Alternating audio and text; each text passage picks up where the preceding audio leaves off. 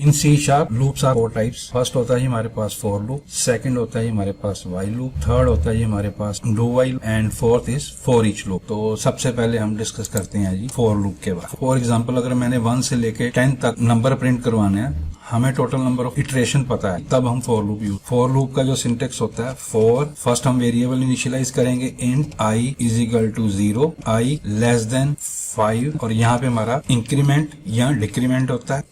और अगर इस कोड ऑफ ब्लॉक को मैंने 5 टाइम रन करना है तो कंसोल डॉट राइट लाइन आई और सेमीकोलन। तो जो सबसे पहले वैल्यू एग्जीक्यूट होगी वो आई इज इक्वल टू 0, हमने पहले सबसे पहले इसको इनिशियलाइज किया है। देन ये हमारी कंडीशन चेक करेगा, अगर हमारा 0 इज लेस देन 5 तो ये हमारा ब्लॉक ऑफ कोड एग्जीक्यूट होगा। तो यहाँ पे वो ट्रू है, उसके बाद ये वाली लाइन एग्जीक्यूट होगी। आफ्टर दैट आई की वैल्यू इंक्रीमेंट हो जाएगी। तो अब आई की वैल्यू क्या होगी हमारे पास 1, फिर वो अंदर जाएगा, देखेगा 1 लेस देन 5 ट्रू, फिर ये लाइन एग्जीक्यूट होगी, उसके बाद फिर हमारा आई प्लस प्लस इंक्रीमेंट होगा। तो ये हमें 0 से लेके 4 तक नंबर प्रिंट करके देगा, 0 1 2 3 4। ये तो हो गया था हमारा वेरिएबल को इंक्रीमेंट करने। तो हम लूप को डिक्रीमेंट में भी रन कर सकते हैं। तो उसके लिए मैं ये वाला कॉपी कर लेता हूँ फॉर एग्जांपल, और यहाँ पे मैं इंट की वैल्यू में आई की वैल्यू 5 डिफाइन कर देता हूँ और यहाँ पे मैं कंडीशन चेंज कर देता हूँ और यहाँ पे मैं आई की वैल्यू को डिक्रीमेंट कर देता हूँ। तो इनिशियलाइज मेरी वैल्यू 5 है और 5 greater than 0 which is true, तो ये लूप चलेगा। तो यहाँ पे पहले वो 5 प्रिंट करेगा, फिर उसकी वैल्यू को डिक्रीमेंट कर देगा, फिर इसकी वैल्यू 4 हो जाएगी, 4 which is also greater than 0 true है, तो फिर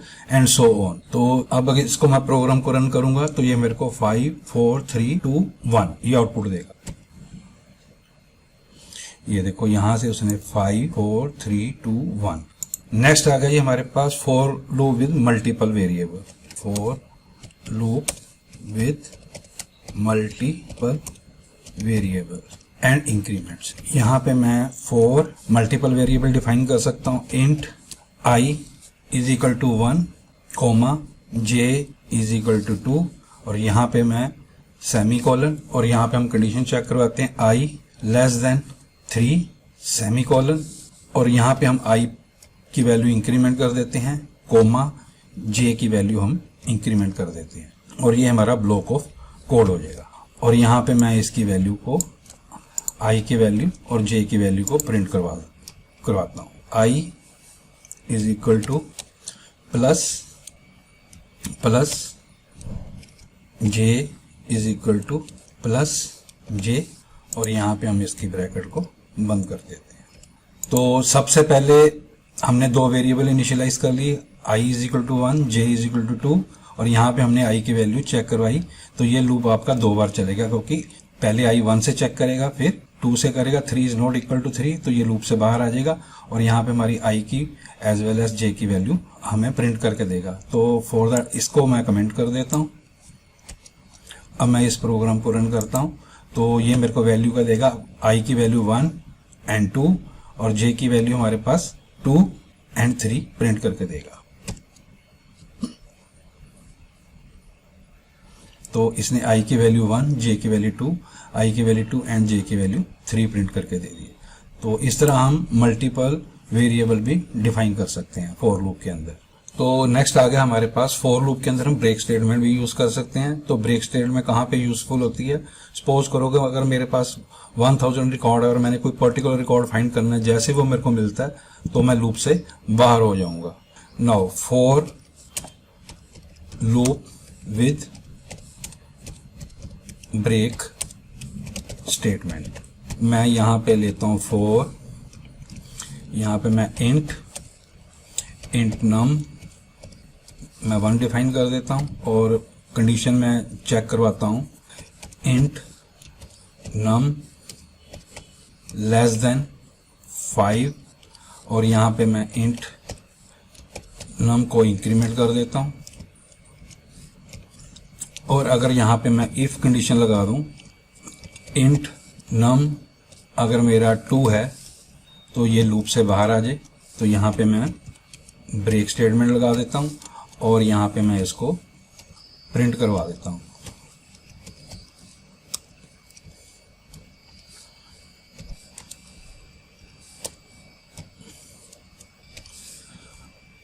तो सबसे पहले इंट नम चेक करेगा 1 less than 5 which is true, तो यहाँ पे जाएगा 1 इज इक्वल टू 2 फॉल्स, तो यहाँ पे वो मेरे को क्या प्रिंट करके दे देगा 1 वैल्यू।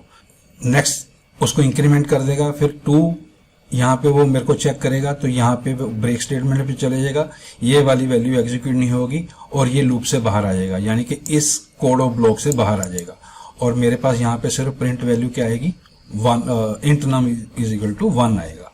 ना मैं इस प्रोग्राम को रन करता हूं तो उसने मेरे को सिर्फ एक ही वैल्यू दी है, int num is equal to 1। Next आ गई हमारे पास infinite loop.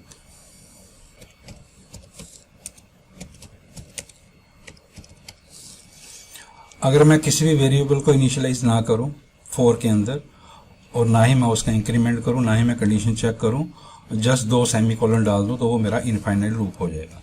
For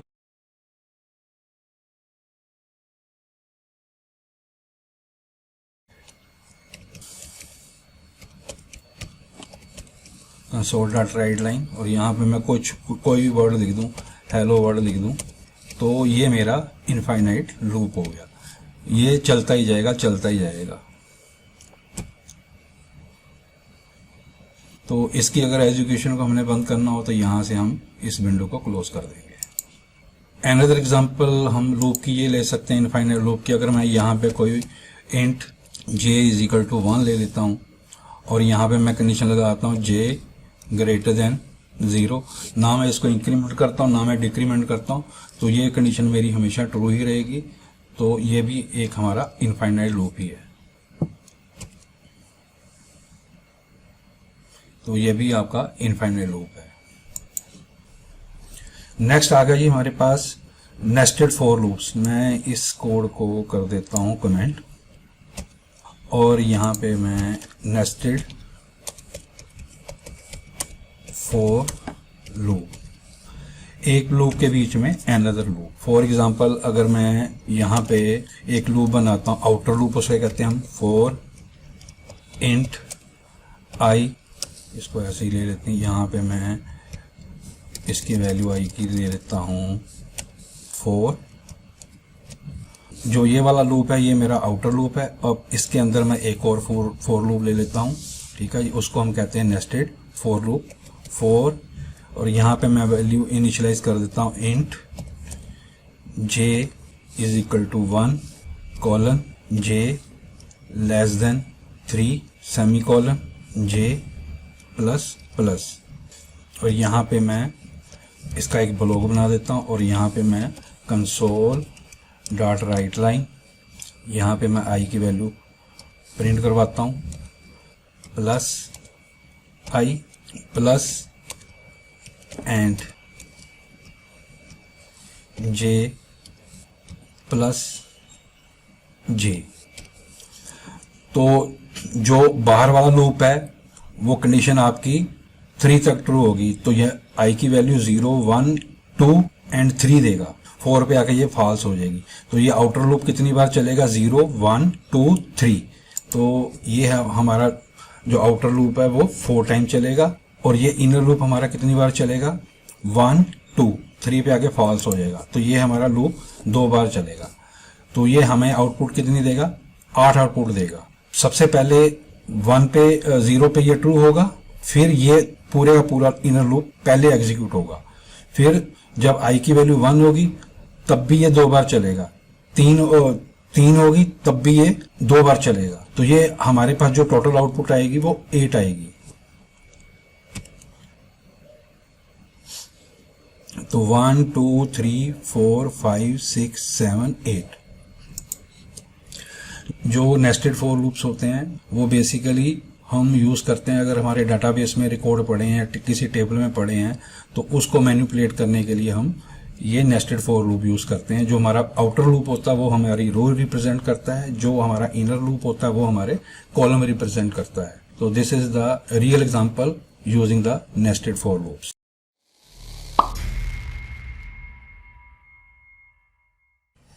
now second type loop जो होता है हमारे पास C# में वो होता है वाइल लूप।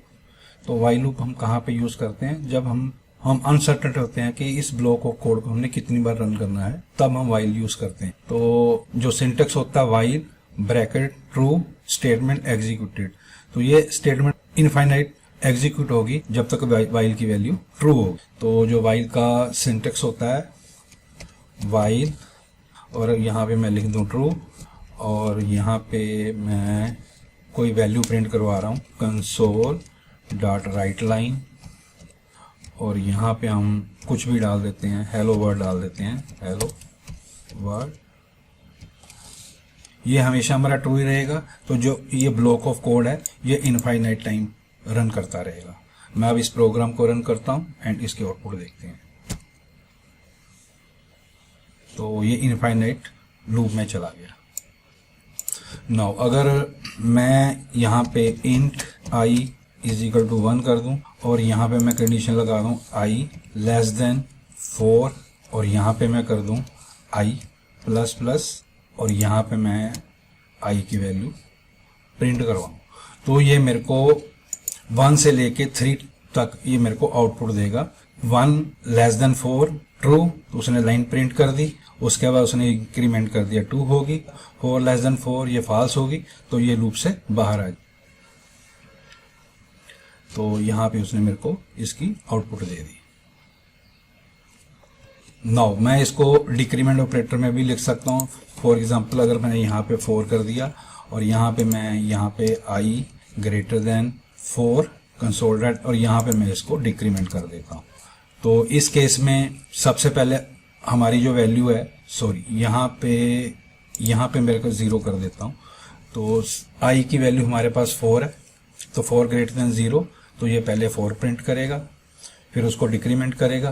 तो 0 ग्रेटर देन 0 वहाँ पे फॉल होगा, तो ये मेरे को वैल्यू क्या प्रिंट करके देगा 4 3 2 1। तो यहाँ पे उसने मेरे को ये वैल्यू प्रिंट करके दे दी। नाउ व्हाइल लूप में हम ब्रेक स्टेटमेंट भी यूज कर सकते हैं। अगर हमारा क्राइटेरिया मीट कर जाता है तो वो उस लूप से बाहर हो जाएगा। फॉर एग्जांपल अगर मैं यहाँ पे if i is equal to 2 कर दूं और यहाँ पे मैं ब्रेक स्टेटमेंट लगा दूं, तो जैसे i की वैल्यू 2 होगी तो ये इस लूप से बाहर हो जाएगा। तो इसने मेरे को 4 और 3 प्रिंट करके दे दिया। तो नेक्स्ट आ गई हमारे पास nested while loop. Nested while loop, तो मैं फॉर द टाइम इसको कमेंट कर देता हूँ, और यहाँ पे मैं एक int i is equal to 1 while, यहाँ पे मैं डिफाइन कर देता हूँ i लेस देन 5, और फॉर इसका ब्लॉक ऑफ कोड लिख देते हैं, और यहाँ पे console dot right line i, और यहाँ पे हम i की वैल्यू को इंक्रीमेंट कर देते हैं। तो इसी के अंदर मैं एक नेस्टेड वाइल लूप बना रहा हूँ। j की वैल्यू को 1 दे देता हूँ, वाइल j यहाँ पे मैं दे देता हूँ 3, और इसका एक ब्लॉक बना देते हैं, और इसके अंदर कंसोल डॉट राइट लाइन, और यहाँ पे j की वैल्यू प्रिंट करवा देते हैं, और यहाँ पे j प्लस प्लस इंक्रीमेंट कर देते। तो इसको हम i प्लस कंकेटिनेट करने के लिए, सिमिलरली यहाँ पे j प्लस कंकेटिनेट के लिए। तो जो बाहर वाला लूप है वो हमारा 4 टाइम चलेगा। जैसे बाहर वाला लूप रन हुआ तो यहाँ पे वैल्यू 1 आ गई which is less than 5 true. तो ये वाला फिर टोटली इंटरनल लूप चलेगा। ये कितनी बार चलेगा? 2 बार चलेगा। जैसे i की वैल्यू 2 होगी फिर ये 2 बार चलेगा, यानी कि आउटर लूप 4 बार चलेगा, जो इनर लूप है वो आपका 8 बार चलेगा। तो i1 i2 i3 i4 यानी कि आउटर लूप हमारा 4 बार चला, और हर बार j की value 1 and 2 1 and 2 1 and 2 and 1 and 2। तो ये होते हैं जी हमारे nested while loop.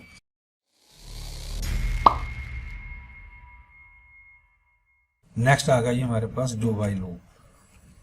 Do while loop, जो डू वाइल लूप है basically similar to the while loop, but the main difference that कि वाइल कंडीशन आपकी फॉल्स हो या ट्रू हो, जो उसका डू वाला ब्लॉक है वो ऑलवेज एग्जीक्यूट होगा ही होगा। तो सबसे पहले मैं इस कोड को कमेंट कर देता हूँ।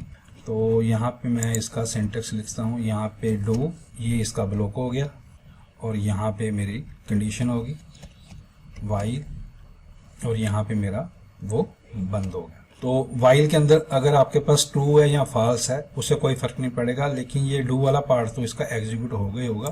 फॉर एग्जांपल अगर मैं यहाँ पे इंट आई को मैं 5 ले लेता हूँ, और यहाँ पे मैं कंसोल डॉट राइट लाइन, तो यहाँ पे मैं प्रिंट करवाता डू ब्लॉक ऑलवेज एग्जीक्यूटेड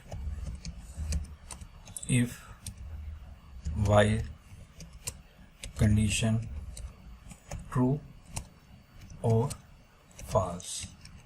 तो यहाँ पे मैं इसको i की वैल्यू को इंक्रीमेंट कर देता हूँ, और यहाँ पे मैं चेक करवा देता हूँ i लेस देन 5। तो यहाँ पे मेरे पास i की वैल्यू 5 है, ये वाली स्टेटमेंट एग्जीक्यूट होगी, और i की वैल्यू क्या होगी आपके पास 6 होगी। तो 6 less than 5 which is false, तो ये इस ब्लॉक से बाहर हो जाएगी। ये था do while and while loop में डिफरेंस। जो डू वाला पार्ट है वो ऑलवेज आपका एग्जीक्यूट होगा ही होगा। तो जैसे हमारे वाइल लूप नेस्टेड हो सकते हैं, ब्रेक स्टेटमेंट में यूज़ कर सकते हैं, उसी तरह हम डू वाइल में भी यूज़ कर सकते हैं। तो ना मैं इस प्रोग्राम को रन करता हूँ।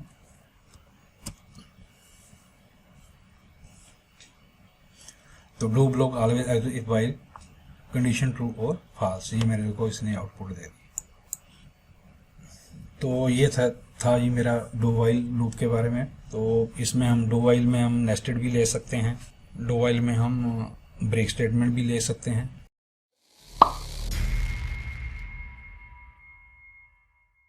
नेक्स्ट आ गया जी हमारे पास for each loop.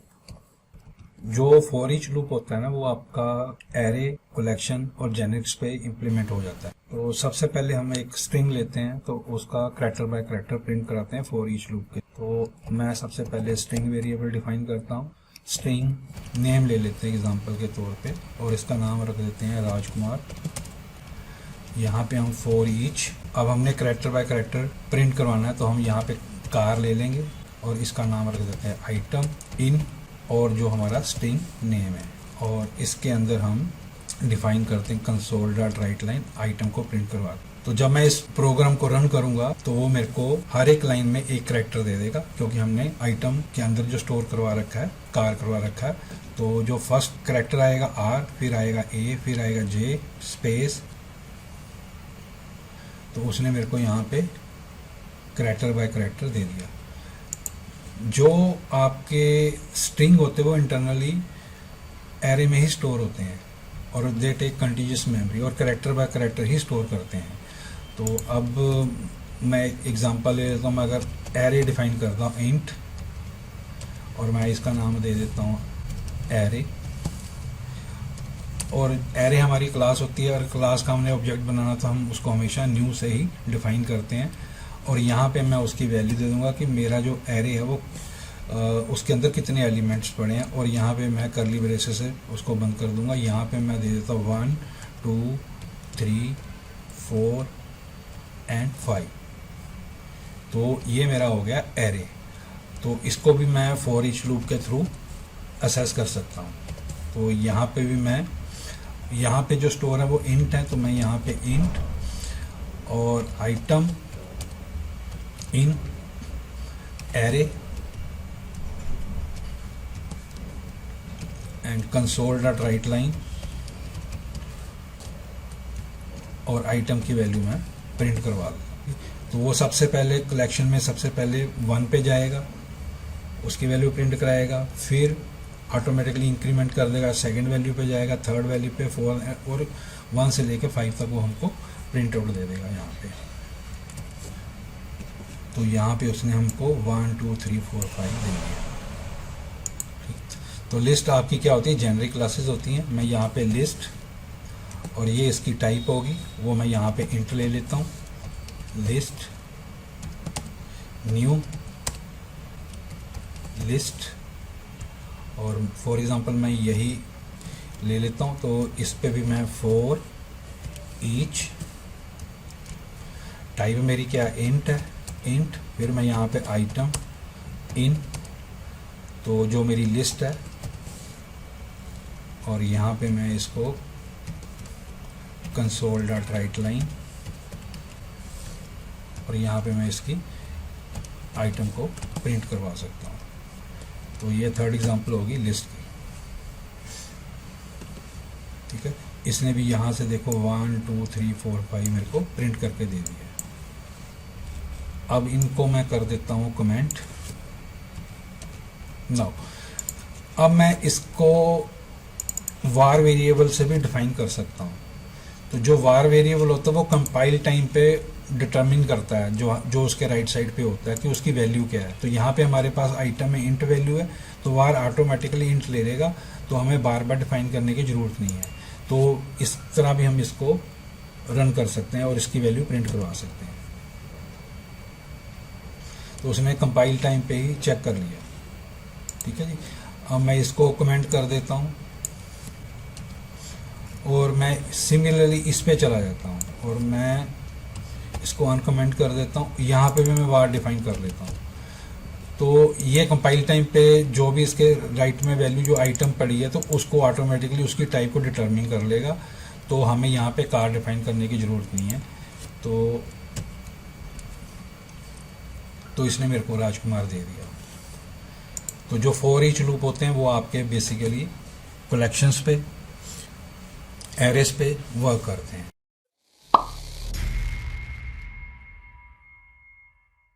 In C sharp there are 3 type of jump statements. तो जंप स्टेटमेंट हम जो यूज़ करते हैं वो हम फॉर लूप के लिए यूज़ कर सकते हैं, फॉर ईच लूप के लिए यूज़ कर सकते हैं। तो पहली जो जंप स्टेटमेंट है वो ब्रेक है। तो ब्रेक हम वहाँ पे यूज़ करते हैं, सपोज करो हमने लूप के अंदर अगर हमारा क्राइटेरिया मीट कर जाता है और हमने उस क्राइटेरिया के बाद हमने लूप को नहीं चलाना, तब हम ब्रेक स्टेटमेंट यूज़ करते हैं। सेकेंड होती है हमारी कंटिन्यू। तो जो कंटिन्यू है ये भी हमारी जंप स्टेटमेंट है। सपोज करो हमारा कोई क्राइटेरिया लूप के अंदर मीट कर जाता है और उसके बाद हमने फिर लूप को चलाना है, तब हम कंटिन्यू यूज कर सकते हैं। और थर्ड होते हैं हमारी गो टू और लेबल। जो गो टू स्टेटमेंट होती है ये भी हमें लूप से निकाल के उस लेबल पे लेके चली जाएगी और वहां पे हमने लेबल डिफाइन कर रखा है, तो फिर वहां से एग्जीक्यूशन उसकी स्टार्ट। फर्स्ट एग्जांपल मैं ब्रेक का देता हूं। तो मेरे पास अगर फॉर लूप मैंने डिफाइन कर रखा है और यहाँ पे मैं इंट 10 ले लिया और यहाँ पे मैं क्राइटेरिया डिफाइन कर देता हूँ, अगर आई की वैल्यू अगर मेरी 5 होगी तो उसके बाद मैंने लूप नहीं चलाना, तो इसके नीचे मैं ब्रेक स्टेटमेंट लिख देता हूँ। तो जैसे आई 5 होगा तो ये लूप से बाहर हो जाएगा, तो उसके बाद लूप नहीं चलेगा। अगर मैंने वैल्यू प्रिंट करानी है तो जो ये मेरे को आउटपुट देगा ये 0 से लेके 4 तक देगा। जैसे 5 मीट करेगा ब्रेक पे आ जाएगा और लूप से बाहर हो जाएगा। कंट्रोल डॉट राइट लाइन आई 5 एग्जीक्यूट नहीं होगा। यहाँ पे ये वाली आउटपुट दे रही है। अब नेक्स्ट आ गया हमारे पास कंटिन्यू। तो मैं यही वाला कोड कॉपी कर लेता हूँ और यहाँ पे नीचे लिख देता हूँ और इसको मैं फॉर का टाइम भी कमेंट कर देता हूँ। तो अब यहाँ पे क्राइटेरिया मैं यहाँ पे कंटिन्यू यूज़ कर सकता हूँ। तो अब इस केस में क्या होगा, ये लूप मेरा चलेगा। जैसे i = 5 आएगा तो ये कंटिन्यू, तो फिर ये फॉर लूप पे चले जाएगा, ये वाली स्टेटमेंट एग्जीक्यूट नहीं होगी। तो यहाँ पे हमें देगा 0 से लेके पहले 4 तक, उसके बाद फिर लूप चल गया और उसके बाद i की वैल्यू भी 6 होगी, तो फिर ये 5 प्रिंट नहीं करेगा, 0 से लेके 4 और उसके बाद 6 से लेके 9 तक ये वैल्यू प्रिंट करे। तो ये एग्जांपल है ये कंटिन्यू की। 0 1 2 5 क्राइटेरिया मीट किया था, लेकिन फिर वो लूप के बाहर चला गया, उसने फिर दोबारा लूप एग्जीक्यूट कर दिया। नेक्स्ट आ गई हमारे पास गो टू लेबल। तो मैं यही प्रोग्राम कॉपी कर लेता हूँ जस्ट इनका समझाने के लिए, और यहाँ पे मैं इसको कमेंट कर देता हूँ तो अब यहाँ पे मैं गो टू और यहाँ पे मैं एंड लूप डिफाइन कर देता हूँ, और फॉर लूप के बाद मैं यहाँ पे एंड लूप, और यहाँ पे मैं कंसोल डॉट, और यहाँ पे मैं कोई भी मैसेज प्रिंट कराता हूँ, आउटसाइड द लूप। तो यहाँ पे वो मेरी पहले वैल्यू 0 प्रिंट करवाएगा, फिर 1, फिर 2, फिर 3, फिर 4। जैसे ये क्राइटेरिया मीट करेगा तो 4 के बाद वो इस पोजीशन पे आ जाएगा, एंड लूप लेवल पे आ जाएगा, और यहाँ पे आउटसाइड द लूप, यहाँ पे उसने मेरे को आउटसाइड द लूप वो मेरी लास्ट जो स्टेटमेंट थी प्रिंट करवा दी। तो यहाँ पे आप लेबल बना के कुछ भी कोड लिख सकते हैं अपनी फंक्शनैलिटी के हिसाब से। जो आप फॉर लूप के अंदर यूज़ करते हो ये आप वाइल लूप में भी यूज़ कर सकते हो, ये आप स्विच स्टेटमेंट में भी यूज़ कर सकते हो, ये आप फॉर ईच लूप में भी यूज़ कर सकते हो। तो ये होती है ये हमारी जंप स्टेटमेंट इन C#।